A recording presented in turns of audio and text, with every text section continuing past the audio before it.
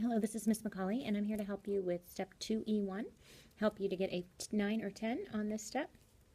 What I'm going to guide you through is how to do an E1 step really well. The most important thing is to read the directions. Okay, so let's start. The first question says, write an integer for each situation. Explain the meaning of 0 in each situation. That means that you have to do two things to get the question correct. So I'll start the first one for you. 3 miles below sea level. Our integer would obviously be -3 because we're below sea level.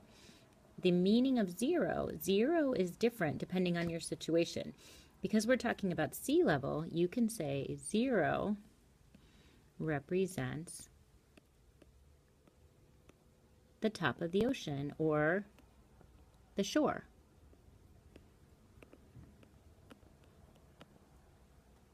Okay, you do number 2 and 3 on your own. For number 4 and 5, it says graph each integer or set of integers on a number line. So you're going to need to make a number line. Okay, and then you will graph it. You will want to always place a 0 in the middle, and then you'll want to start graphing your numbers. Okay, once you make one number line, you could copy and paste it to make your number lines for all the other problems. Number 6 is kind of a tricky question. It says the data set, +4, -1, -2, and 0 shows a change in the number of state representatives for four states after the last census. Graph the change in the number of representatives. Explain the meaning of 0 in this situation. There's a lot of vocabulary in this question and a lot of things we need to understand. First of all, state representatives are the people that represent our state, Illinois, in Congress. In this particular case, there's 4 states represented. We don't know what they are, but they are listed as these 4 numbers. So we could pretend that like +4 would be Illinois. Maybe -1 would be Indiana. -2 might be Ohio.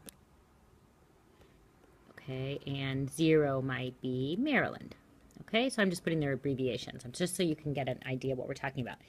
What that's saying is that they have changed the number of people that go to Congress in Washington, D.C. and represent these states. So let's pretend that Illinois got to add 4 representatives. Indiana lost 1 representative. And Ohio lost 2. Maryland didn't lose any or get any new ones.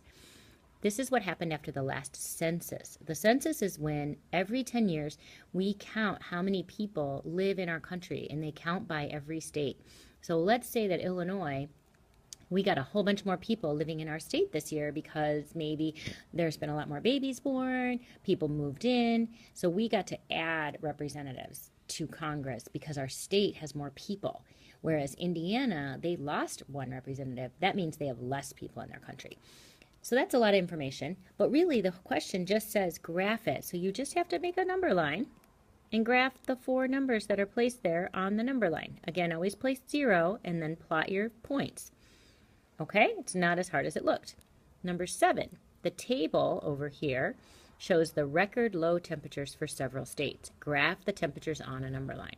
The only thing that's a little bit tricky about this one, you'll see, is these are bigger numbers. You're going to want to come up with an increment that you can use to graph. Maybe you want to go by 5s and then plot in the middle. So you could start with 5 here and -5 here, and then 10, -10, and so on. And then plot your numbers in the middle. So, for example, we'd have like -15, and you would go all the way out to -35, basically. Okay?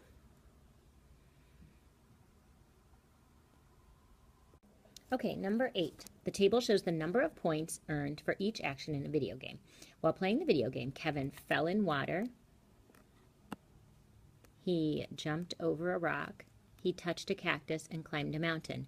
Graph the number of points he earned on a number line. So again, you need a number line, and you'll be wanting to graph each of those actions, okay? Not all of them, just the ones it says in the problem. Okay, you'll want to graph those on a number line.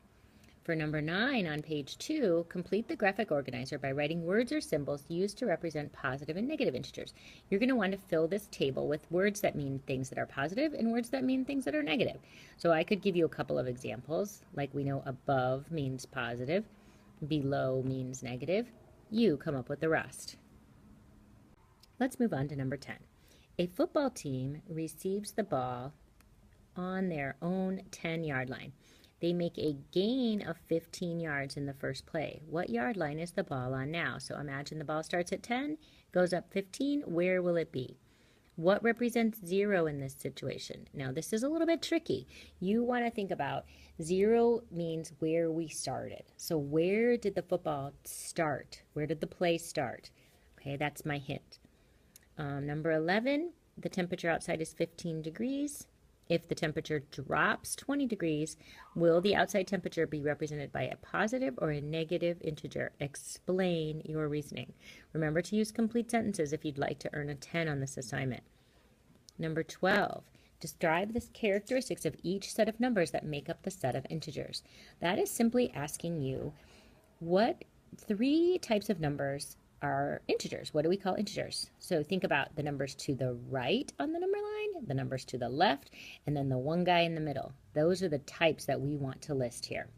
This should help you complete your E1 step, and hopefully you'll get a 9 or a 10. Good luck. Bye for now.